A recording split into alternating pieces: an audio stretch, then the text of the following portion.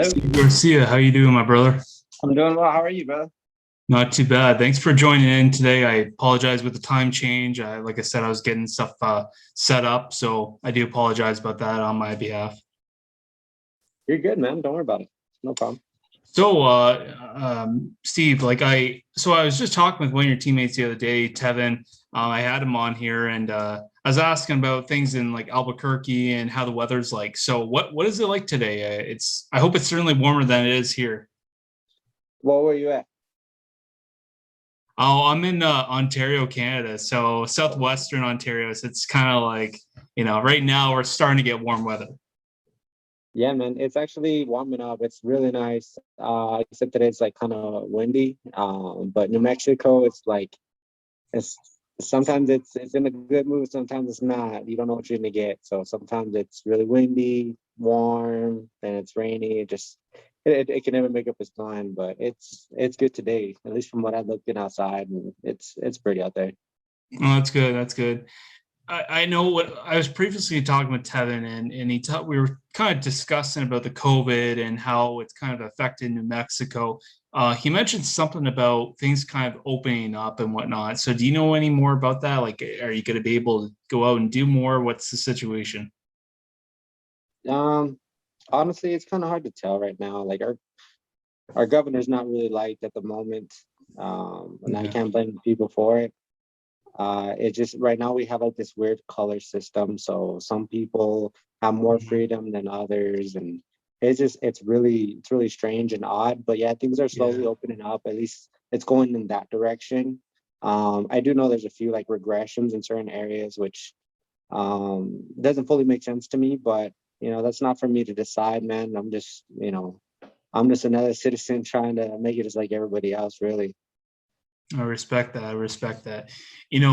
What like your thoughts on has this like having the lockdown, would you say it's giving you more focus on your training, or has it kind of affected the mental part of your game? I wouldn't say it necessarily affected my game, but it definitely made me change certain training tactics. It's definitely I've had to like um, be more aware of um, I just had to be more aware of other people and just like kind of being more considerate in different things because I don't want to say like COVID's necessarily like overrated or underrated, but I've had it. I mean, my family, whole family's had it. We've all done pretty well, but I've also had family members a little bit older with underlying conditions suffer from it and even passed away. So I Mhm. don't want to be like oversensitive or undersensitive, but I truly feel that like the adjustments that I had to make were more almost like a hindrance. It wasn't super crazy, but like when the pandemic had started last year, I actually just bought a house. And so what I ended up doing is I turned my whole garage into a gym. So like I have a boxing ring Nice. in my gym, fully matted, and then I have a three car garage. So on like that single car garage, it's all weights and Smith machine and everything. So I love that. I was blessed to have that, and I was able to kind of build that. So I always have a place to train, no matter what. And then obviously going back to the gym is always like awesome, and it was open, and you know it just it's speed bumps. Is all it is, just speed bumps. Yeah, for sure. And looking at your training with like your partners and whatnot, um, obviously, there's situations that you have to get close, whether you're rolling or whatever. How did you deal with that? Was it just more you just hope that they weren't sick, or what? How did you play that off? But when we were in the gym, we always made sure that like we were pretty cautious. If anybody ever had symptoms or anything like that, like we would make sure that like we would shut down the gym. Everybody had to go get tested, and that happened on numerous occasions. So like the Yeah. gym did really well. But at the end of the day, like I in my head I had to treat it like it was just like the flu. Like if you felt sick, then don't show up, don't be there, at the gym. Mhm. And we had to trust everybody else in the gym to do the same exact thing. And everybody was pretty good about it. Obviously some people have like the like no symptoms and you don't know if you have COVID or not. I was actually one of those people. But like I just, you kind of like feel it a little bit. Like I got really fatigued and kind of tired, so I figured I had it, so I went and got tested and I had COVID. But my wife, on the other hand, she got pretty sick from it.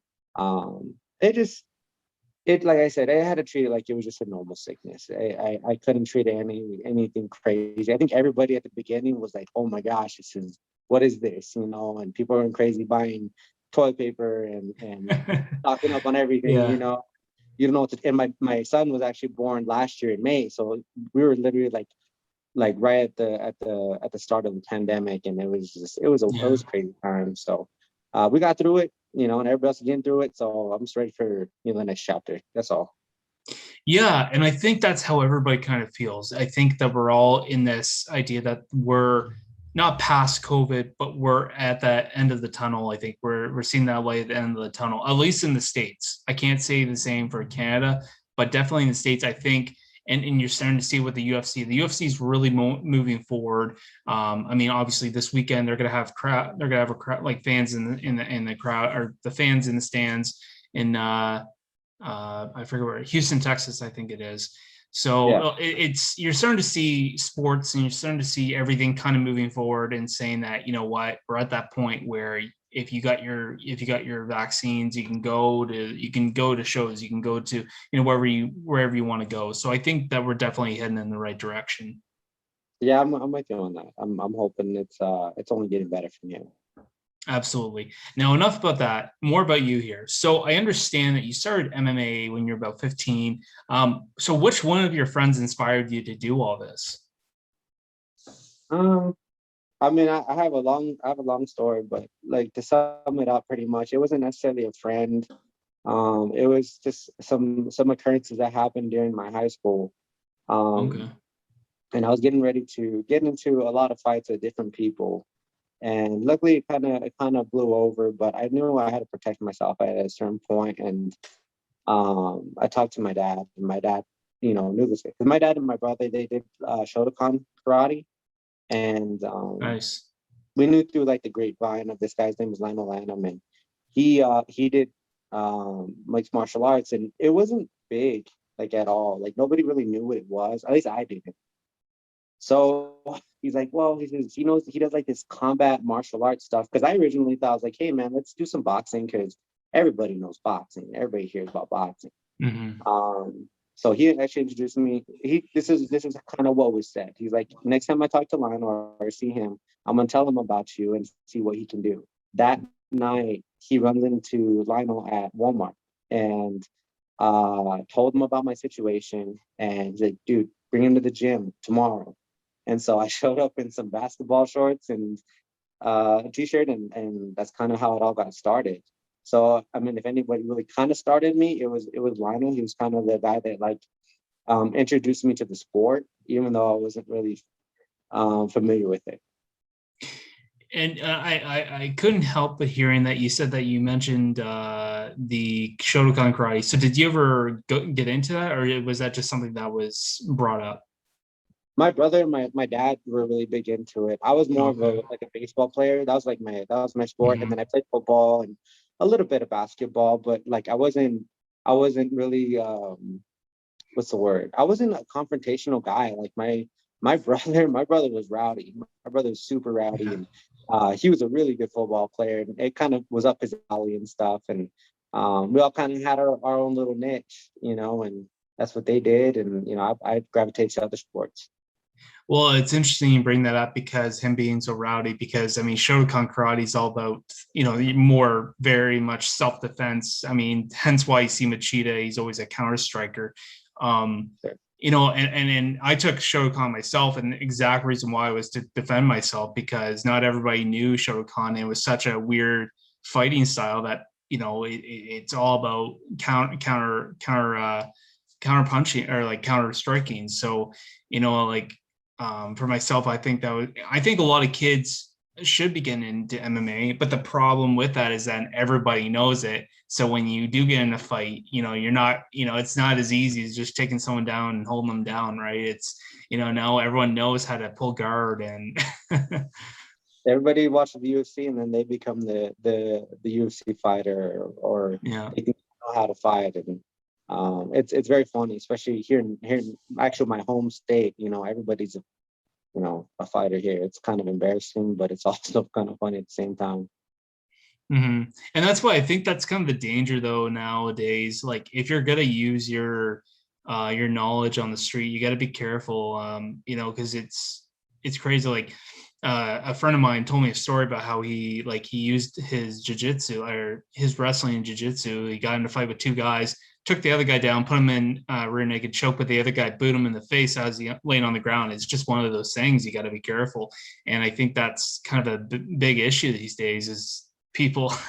You just gotta be careful with those kind of things. So It's yeah, man, it's definitely something that, like, at least for me, when it comes to like the grappling and jiu-jitsu, you have to be really like cautious when it comes to that. When you're in a street fight, anything goes. mhm. You gotta be ready for that. The maybe, the crotch shots, the eye gouging, the biting, all that different stuff. This is not a there's no referee. It's really at that point, the superior fighter or person will win, and hopefully they don't beat you up too bad and they just walk away. You know what I mean? So, and of course it lasts 30 seconds.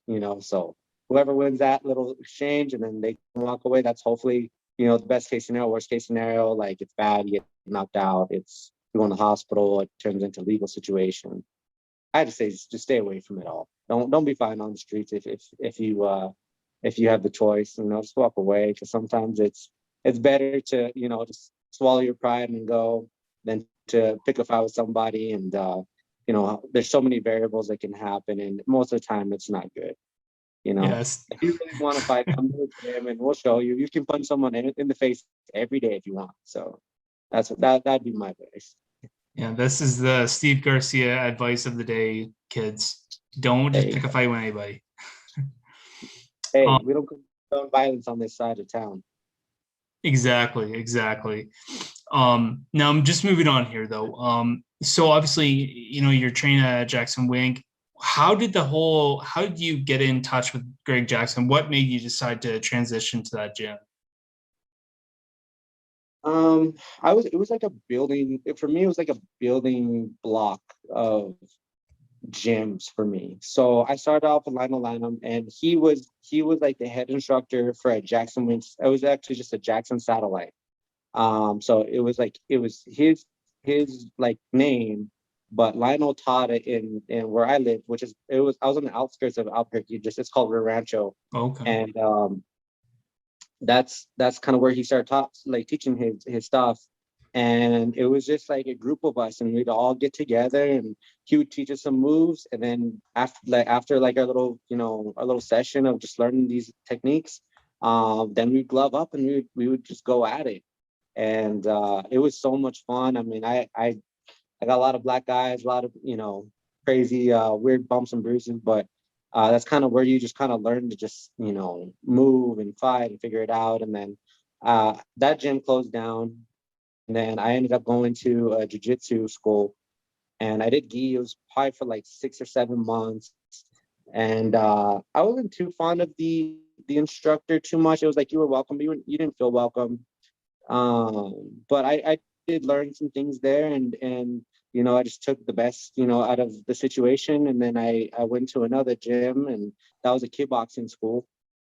I went to the kickboxing school, and that's where I got my stand up a lot, the foundations and everything like that. And Okay. then Yeah.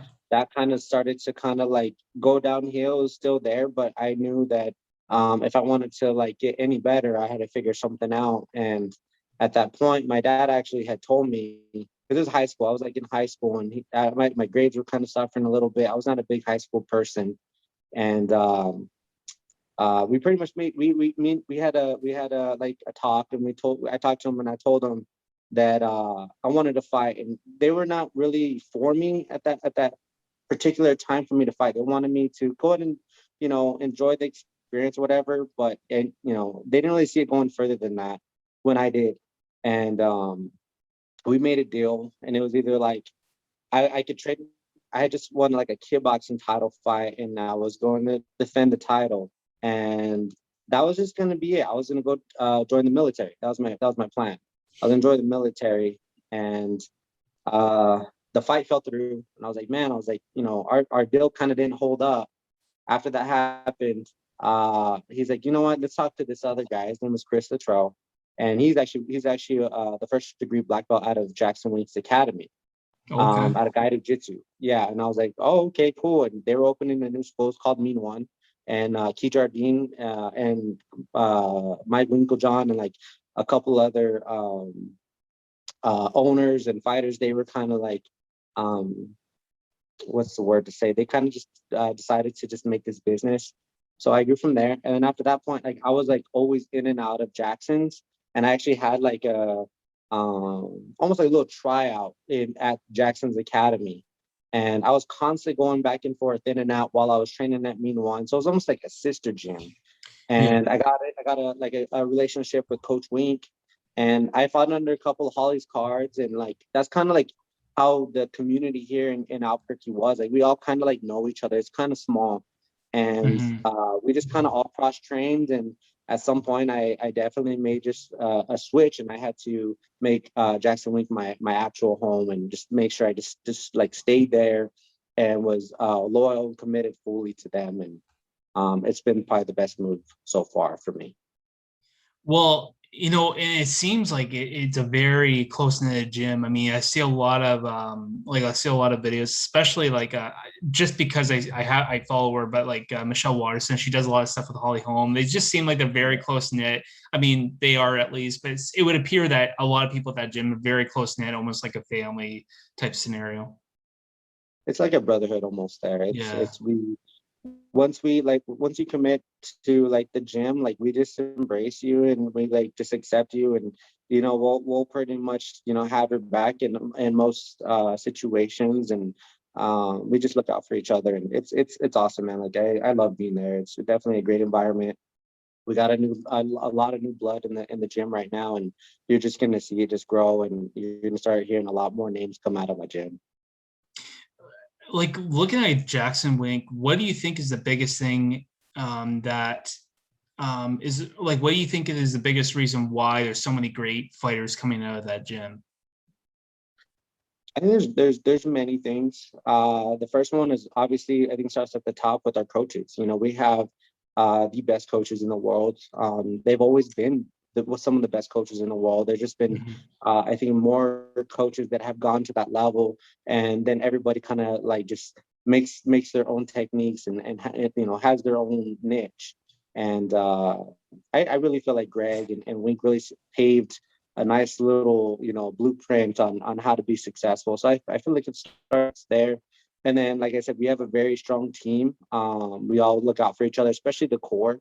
A lot of people coming in out of the gym, and that kind of makes it a little bit hard because they'll come in for a week or two, and then they bounce, and then they go to somewhere else, and they kind of like take what they learned from our stuff, and they go somewhere else, which I Yeah. don't hate on them for. But you kind of see you see that happen from time to time. And um that might be a little bit of a pro and a con, because you get a different look, but then they kind of like see what your gym's kind of about. So And they kind I don't of, know, man. yeah. I can't give you 100% answer to that.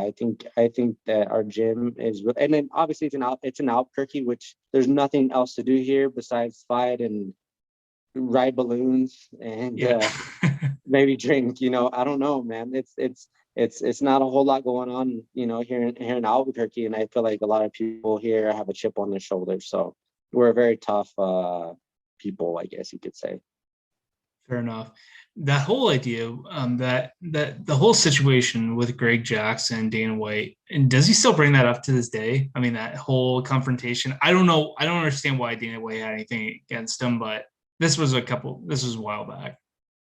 They really don't bring up anything, honestly. Like my coaches, they are so overwhelmed by like how many fighters they pretty much cater to. They're swarmed. They're almost in fight events every single week. Yeah. Even when they're not, like it's almost like kind of crazy. Like I'll ask them, "Hey, coach, you see this fight?" They're like, "Was anybody on it?" And I was like, "I don't think so." He said, "Then I didn't watch it." And it's just kind of like it's kind of crazy. Like I like you forget that they have their own families, they have their own lives, and it's kind of hard because we we're selfish kind of as fighters, and we want to take their time up. We want to be with them. We want to learn. We want to get better. And they're just awesome, and they don't really have any problems. They don't do that. They just want to just carry on with their day, train fighters, and go back home to their families. Yeah, and that's where I think a lot of times, I think sometimes Dan White can, I think that he has very strong opinions about people, and that's just who Dana White is, I think. Yeah, I've heard nothing but great things about Greg Jackson. I think he's a hell of a coach. yeah. And he takes care of his fighters, like you said, and that's what you're supposed to do. That's your job as a coach. You have to make sure. I mean, of course, you have your management, but like your coach also has to play that part and know what's the right move for you to do. And that's, again, that's his job. So that whole situation, I don't know. Yeah, Dana White, he can be who he is, but there's not really much he can do. Now, it's just moving on here, more about you here again.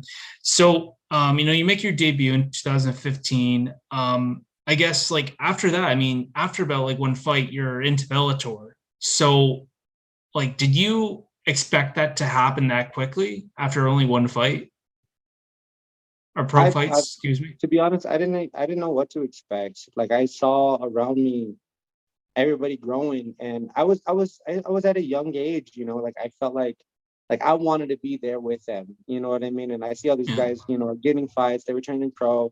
I actually had 14 amateur fights, you know what I mean? So I had a lot of amateur bouts before I turned pro, and it just got so hard to find fights. So we made the transition to go pro.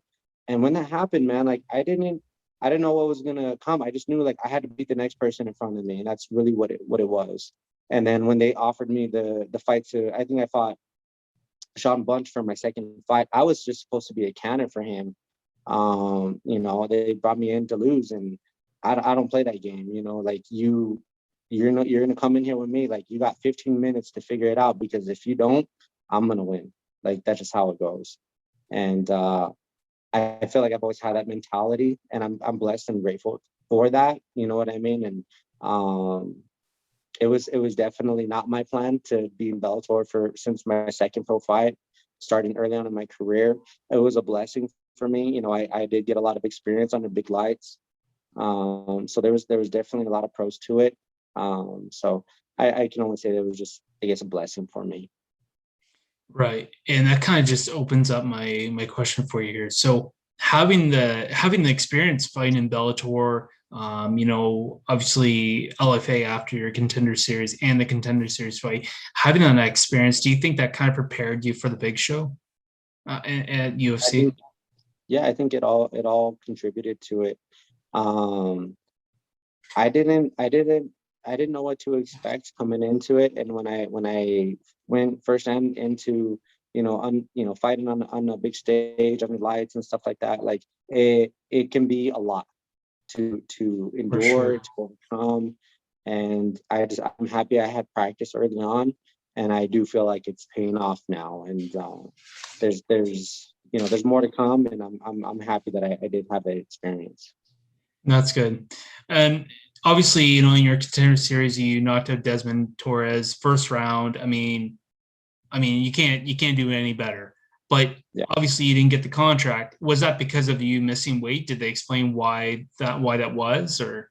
that's mainly why it was. But they were really interested after that fight, so they actually wanted me to like figure out what's going on, and we had to make some Mhm. adjustments.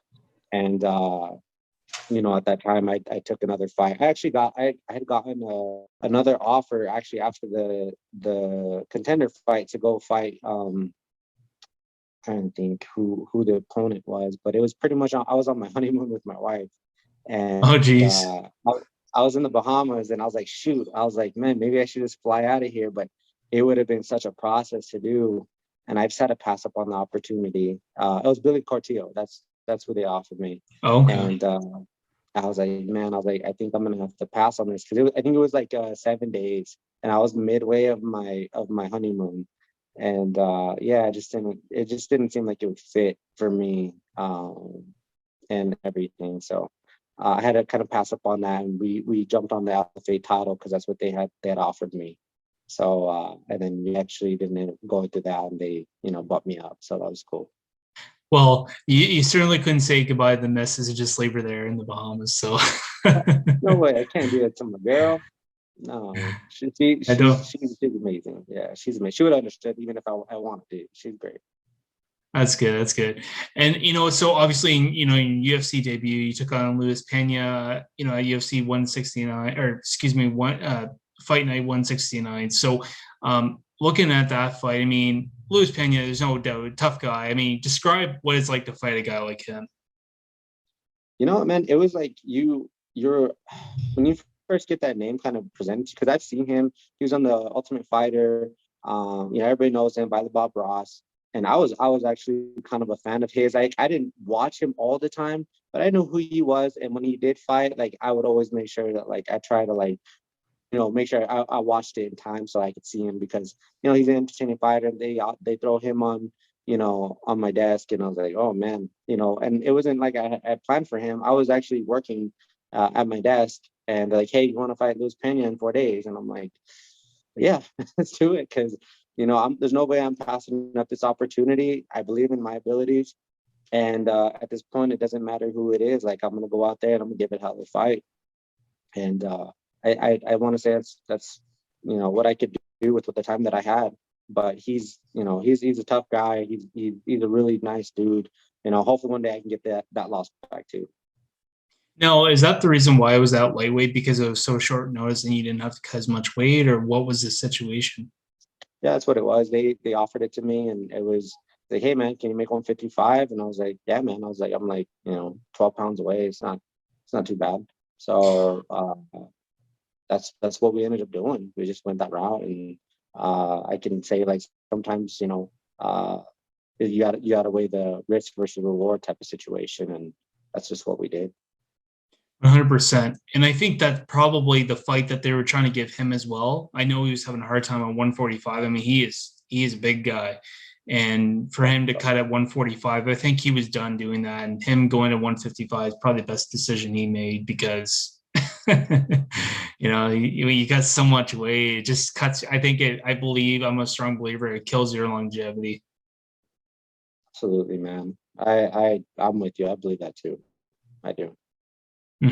So obviously you got a chance to fight a lightweight. Now that you made your debut, you signed a contract with the UFC. So are you going to be going down to featherweight, back to bantamweight? Where do you feel the best?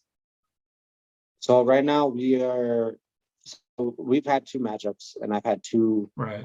situations kind of occurred for those matchups, and it's been a lot of medical uh, issues that are occurring. And I've been to PI, I've been to my own doctors, and mentioned a few different things, and my body is not kind of cooperating, which has a lot to do with um, my previous weight cuts that I've really struggled with fighting at 35 at certain times, and I've Mhm. really done a lot of damage to my body, and they're pretty much saying that I'm paying for it right now. And like the first one with Barrett had to do with an injury, along with some of my medical stuff going on, and then I was matched up with Jordan, and man, it was really rough. It was uncomfortable. Like my body was just not right. I was just sick, and I had to figure it out. I started going to Dr. Steen specialists, and I don't want to say it's 100% under control, but it's definitely uh, what's going on. So that being said, 45 was my plan, but until I can either resolve it or I just will commit to it, 155 might be my division for right now. Okay. And it sucks that happened. I mean, there's only so much you can do about medical things. I mean, are you doing well right now? How are you feeling? I'm doing much better. There Okay. there are days, Good. I'm on a few different medicines and supplements that are like really kind of like helping me out, and I can definitely tell a difference. So like it's definitely on a track to getting better. So it's definitely in the right direction, the right path, and I'm trying to get back in there, hopefully very soon. Well, and it sucks because I remember when that fight got announced and I got so excited. And I was like looking forward to that fight. I was like, oh, this is gonna be a banger. This is gonna be a good one. I mean, you guys are both prospects coming up, and I was looking forward to it, but things happened, and your health is the most important thing. So I'm glad to hear that you're doing better and you're feeling better. Now I guess that opens up the next question for you. So when are you hoping to return? Like I'm assuming you don't want to rush things. Well, I'm already in talks with the UFC. My management, Jason House, he's my guy, and he's been working a few different things. So we're looking in the next 3 months or so. So I know they're finding a name for me, and hopefully we'll be able to set a date, sign a contract, and be able to start training for someone in particular. So that's kind of where we're at right now. Excellent. Excellent. And now that would put you probably around July time. I'm assuming July, August. So assuming that that fight happens and assuming that you're still healthy, everything works out the way you want to, is it ideal to say that you would like to have another fight by the end of the year? I would like to have two this year. I've last year I had one, and this year if I can have two, I mean I've always been a guy that likes to have at least 3 fights a year. This year, a few hiccups, but like I'm trying to still, if I can't get three, I'm gonna get two. So I'm hoping, maybe around the August timeframe, and then if that goes well, then maybe in December, and that would be in a perfect world.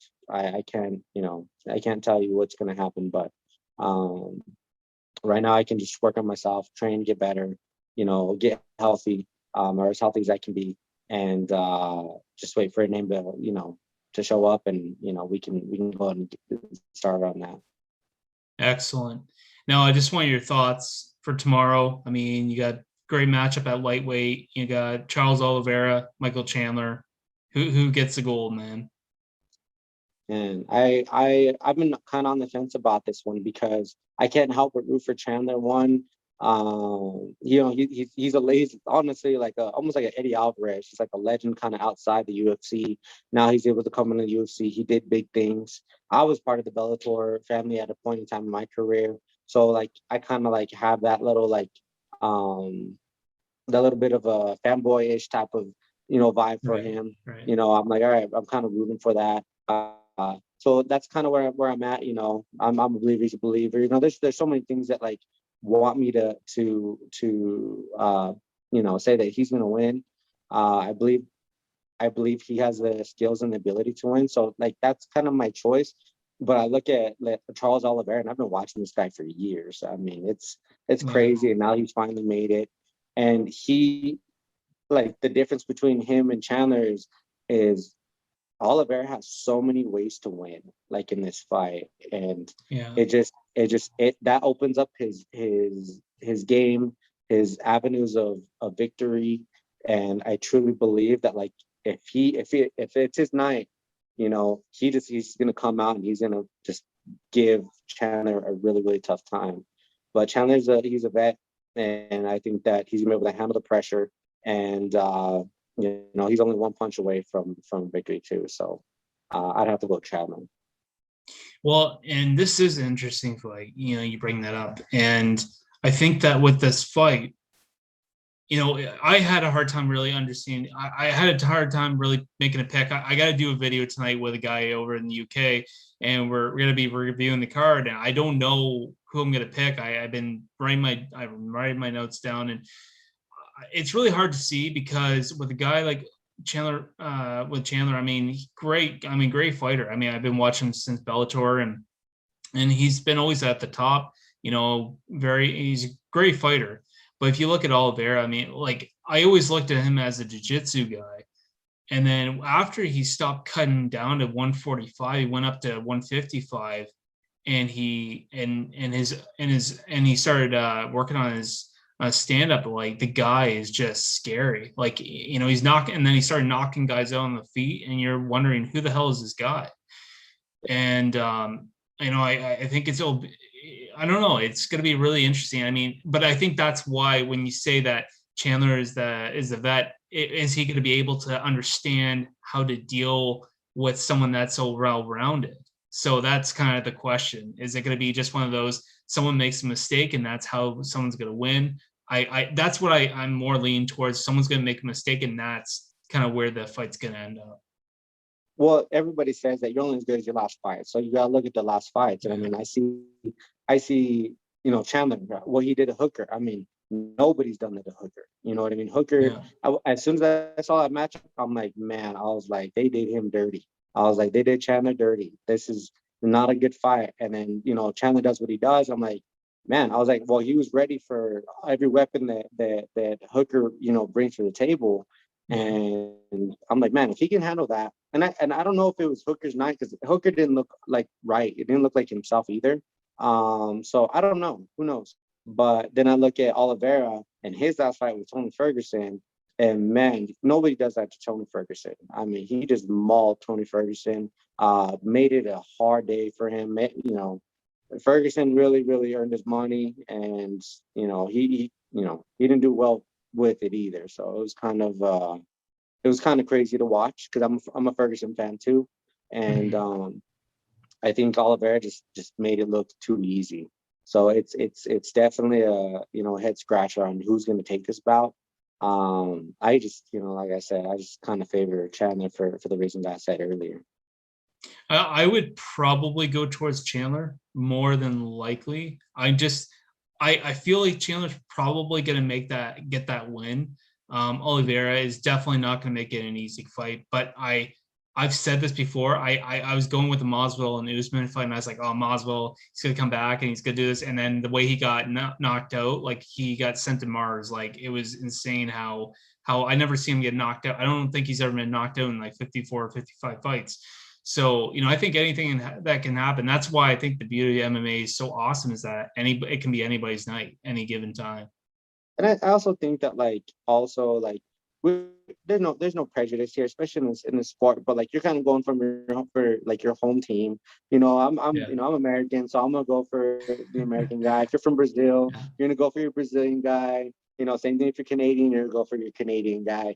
You know Exactly. what I mean? It is how it is, and it's not saying that you're against any of those other guys either, but the hometown's always kind of like a little fun rivalry too.